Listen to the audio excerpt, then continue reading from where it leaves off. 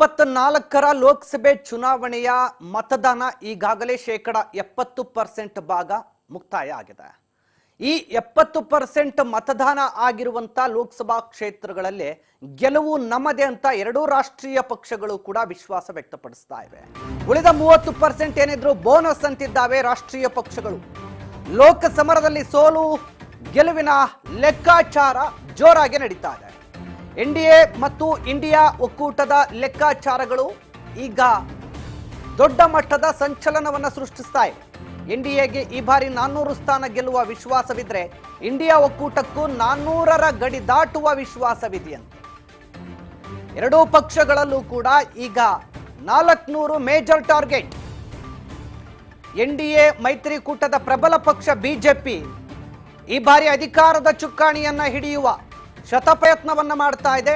Hat trick ಗೆಲುವನ್ನ ಕಾಣುವ ನಿರೀಕ್ಷೆಯಲ್ಲಿ ಪ್ರಧಾನಿ ಮೋದಿ ಅವರಿದ್ದಾರೆ.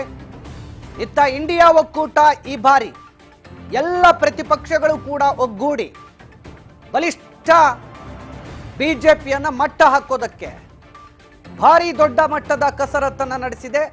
ಹೀಗಾಗಿ ಇಂಡಿಯಾ ಒಕ್ಕೂಟಕ್ಕೂ ಕೂಡ 400ರ ಗಡಿ ದಾಟುವ ವಿಶ್ವಾಸವಿದೆ. ಈಗಾಗಲೇ 70% ಮತದಾನ ನಡೆದಿದ್ದು ನಾವೇ ಗೆಲ್ತೀವಿ. ಈಗ ನಡೆದಿರುವಂತ ಮತದಾನದ ಅಂಕಿ ಅಂಶಗಳ ಪ್ರಕಾರ ಅಂತ ಹೇಳಿ ಎರಡೂ ಪಕ್ಷದ ನಾಯಕರು ಕೂಡ ವಿಶ್ವಾಸವನ್ನು ವ್ಯಕ್ತಪಡಿಸ್ತಾ ಇದ್ದಾರೆ. ಇನ್ನುಳಿದ 30% ಮತದಾನ ನಮಗೇನಿದ್ರು ಬೋನಸ್ ಅಂತಿದ್ದಾವೆ ಎರಡೂ ಪಕ್ಷಗಳು. ಸೊ ಈ ನಿಟ್ಟಿನಲ್ಲಿ ಇಂಡಿಯಾ ಒಕ್ಕೂಟಕ್ಕೆ ಈ ಬಾರಿ ಜನಮನ್ನಣೆ ಸಿಕ್ಕಿದೆಯಾ ಅಥವಾ ಮತ್ತೆ ಎನ್ಡಿಎಗೆ ಅಧಿಕಾರವನ್ನು ಕೊಡುವ ತೀರ್ಮಾನ ದೇಶವಾಸಿಗಳು ಮಾಡಿದ್ದಾರಾ? ದೇಶದ ಜನತೆಯ ತೀರ್ಪು ಏನಿದೆ ಅನ್ನುವ ವಿಚಾರಕ್ಕೆ ಸಂಬಂಧಪಟ್ಟಂತೆ ಎರಡೂ ಪಕ್ಷಗಳು ಕೂಡ ಜಿದ್ದಾಜಿದ್ದಿಗೆ ಬಿದ್ದು ವಿಶ್ವಾಸದ ಮೇಲೆ ವಿಶ್ವಾಸವನ್ನು ವ್ಯಕ್ತಪಡಿಸ್ತಾ ಇವೆ. ಎನ್ಡಿಎ ಒಕ್ಕೂಟ 400 ಸ್ಥಾನವನ್ನ ಗೆಲ್ಲುತ್ತೆ ಅಂತೇಳಿ ಅಮಿತ್ ಶಾ ವಿಶ್ವಾಸವನ್ನು ವ್ಯಕ್ತಪಡಿಸಿದ್ದಾರೆ. ಎನ್ಡಿಎ 3ನೇ ಬಾರಿ ಅಧಿಕಾರದ ಚುಕ್ಕಾಣಿಯನ್ನ ಹಿಡಿಯಲಿದೆ ಅನ್ನುವಂತ ವಿಶ್ವಾಸವನ್ನ ಪ್ರಧಾನಿ ಮೋದಿ ಅವರು ಕೂಡ ವ್ಯಕ್ತಪಡಿಸಿದ್ದಾರೆ. ನಮಗೆ ಅತಿಯಾದ ಆತ್ಮವಿಶ್ವಾಸ ಇಲ್ಲ, ನಂಬಿಕೆ ಇದೆ. ಈ ಹಿಂದೆಯೂ ಕೂಡ ಅತಿಯಾದ ಆತ್ಮವಿಶ್ವಾಸದಿಂದ ನಾವಿರಲಿಲ್ಲ. ಪ್ರಧಾನಿ ನರೇಂದ್ರ ಮೋದಿ ಈಗ ವಿಶ್ವಾಸವನ್ನು ವ್ಯಕ್ತಪಡಿಸ್ತಾ ಇದ್ದಾರೆ. ನಮಗೆ ಅತಿಯಾದ ಆತ್ಮವಿಶ್ವಾಸವೇನಿಲ್ಲ, ಗೆಲ್ತೀವಿ ಅನ್ನುವ ನಂಬಿಕೆ ಇದೆ. ಎನ್ಡಿಎ ಒಕ್ಕೂಟಕ್ಕೆ 400ಕ್ಕೂ ಹೆಚ್ಚು ಸ್ಥಾನ ಬರುತ್ತೆ.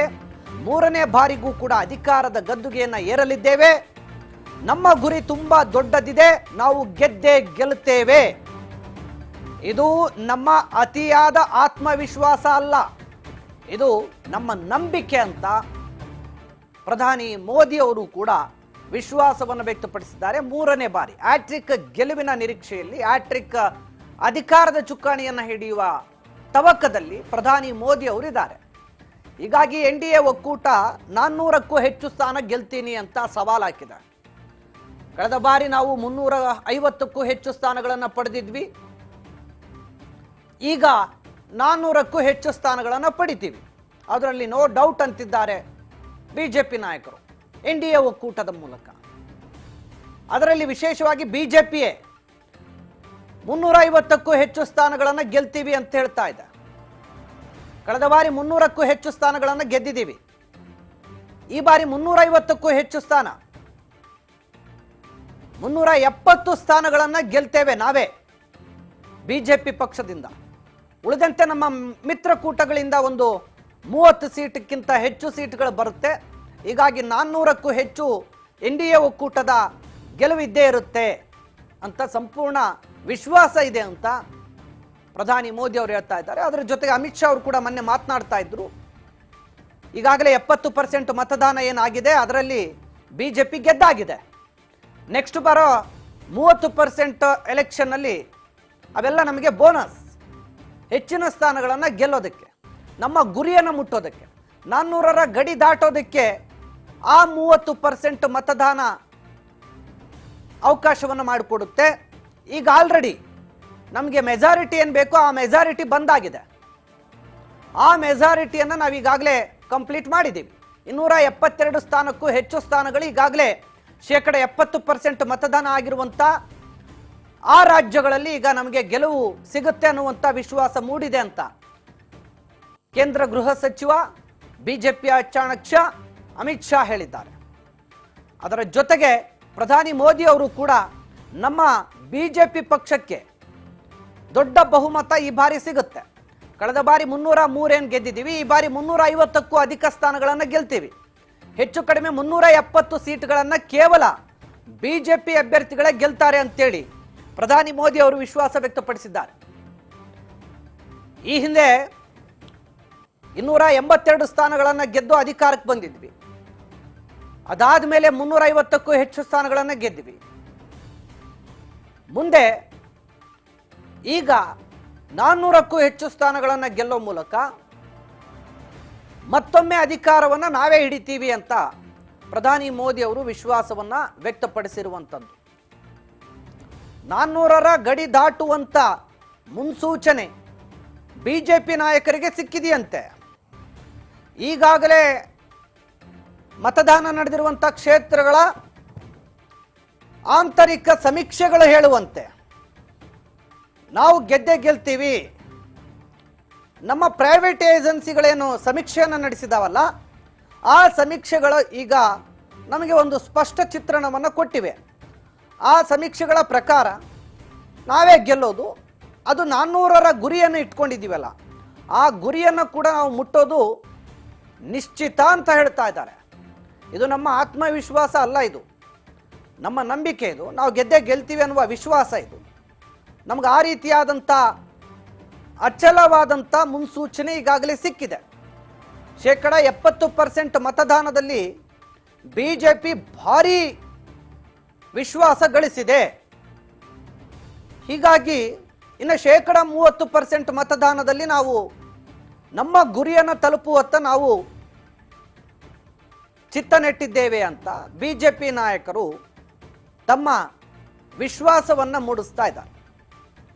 ಈಗಾಗಲೇ ಪ್ರಧಾನಿ ಮೋದಿ ಹಾಗೂ ಕೇಂದ್ರ ಗೃಹ ಸಚಿವ ಅಮಿತ್ ಶಾ ಇಬ್ಬರೂ ಕೂಡ ನಾವು ಗೆದ್ದಿದ್ದೀವಿ, ಈ ಬಾರಿ ಬೇಕಾಗಿರುವಂಥ ಮ್ಯಾಜಿಕ್ ನಂಬರನ್ನು ನಾವು ಈಗ ಆಲ್ರೆಡಿ ರೀಚ್ ಆಗಿದ್ದೀವಿ, ಗೆಲ್ಲೋದಕ್ಕೆ ಬೇಕಾಗಿರುವಂಥ ಮ್ಯಾಜಿಕ್ ನಂಬರ್ ಈಗಾಗಲೇ ನಮಗೆ ಸಿಕ್ಕಿದೆ, ಇನ್ನೇನಿದ್ರೂ ನಮ್ಮದು ನಮ್ಮ ಗುರಿ ಮುಟ್ಟೋದು 400 ಸ್ಥಾನಗಳನ್ನು ಗೆಲ್ತೀವಿ ಅಂತ ಏನು ವಿಶ್ವಾಸ ಇಟ್ಟಿದ್ವಿ, ಆ ಒಂದು ಟಾರ್ಗೆಟ್ ಏನು ಇಟ್ಕೊಂಡಿದ್ವಿ, ಆ ಟಾರ್ಗೆಟನ್ನು ದಾಟಿ ಹೋಗ್ತೀವಿ. 400ಕ್ಕೂ ಹೆಚ್ಚು ಸ್ಥಾನ ಬರುತ್ತೆ ಬಿಜೆಪಿಗೆ ಬಾರಿ. ಆ ಮೂಲಕ ದೊಡ್ಡ ಅಂತರದ ಗೆಲುವಿನ ಮೂಲಕ ಈ ಬಾರಿ ಪ್ರಚಂಡ ದಿಗ್ವಿಜಯವನ್ನು ಸಾಧಿಸ್ತೀವಿ ಅಂತ 3ನೇ ಬಾರಿ ಅಧಿಕಾರಕ್ಕೆ ಸಿದ್ಧತೆಗಳನ್ನು ಮಾಡಿಕೊಂಡಿರುವಂಥ ಪ್ರಧಾನಿ ಮೋದಿ ಅವರು ತಮ್ಮ ನಂಬಿಕೆಯನ್ನು ವ್ಯಕ್ತಪಡಿಸಿದ್ದಾರೆ, ತಮ್ಮ ವಿಶ್ವಾಸವನ್ನು ವ್ಯಕ್ತಪಡಿಸಿದ್ದಾರೆ. ಅದರ ಜೊತೆಗೆ ಅಮಿತ್ ಶಾ ಅವರು ಕೂಡ ಹೇಳಿದ್ದಾರೆ, ಗೆದ್ದಾಗಿದೆ, ಬಿಜೆಪಿ ಗೆದ್ದಾಗಿದೆ, 2024ರ ಚುನಾವಣೆ ಗೆದ್ದಾಗಿದೆ. ಆ ರೀತಿಯ ಆಂತರಿಕ ಸಮೀಕ್ಷೆಗಳ ವರದಿ ನನ್ನ ಕೈ ಸೇರಿದೆ.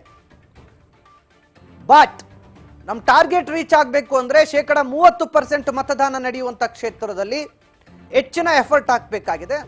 ಅದನ್ನು ನಾವು ಮಾಡ್ತಾ ಇದ್ದೀವಿ ಅಷ್ಟೇ. ನಮ್ಮ ಗುರಿ ಇರೋದು 400. ಆ 400ರ ಗುರಿ ಮುಟ್ಟೋದಕ್ಕೆ ಬೇಕಾಗಿರುವಂಥ ಪ್ರಯತ್ನ ಮಾಡ್ತಾ ಇದ್ದೀವಿ ನಾವೀಗ. ಗೆಲುವು ನಮಗೆ ಅತಿ ಈಸಿಯಾಗಿ ಸಿಕ್ಕಿದೆ.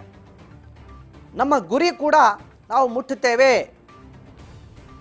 ಆ ನಿಟ್ಟಿನಲ್ಲಿ ಈಗ ನಡೀತಕ್ಕಂಥ ಮುಂದಿನ 3 ಹಂತದ ಕ್ಷೇತ್ರಗಳ ಮತದಾರರ ವಿಶ್ವಾಸವನ್ನು ಗೆಲ್ಲುವಂಥ ಪ್ರಯತ್ನ ಮಾಡ್ತಾ ಇದ್ದೀವಿ. ಈಗೇನು ನಡೆದಿದ್ದಾವೆ 70% ಮತದಾನ, ಅಲ್ಲೆಲ್ಲ ಕೂಡ ಈಗ ಬಿಜೆಪಿಗೆ ಭರ್ಜರಿ ಬಹುಮತ ಸಿಕ್ಕಿದೆ.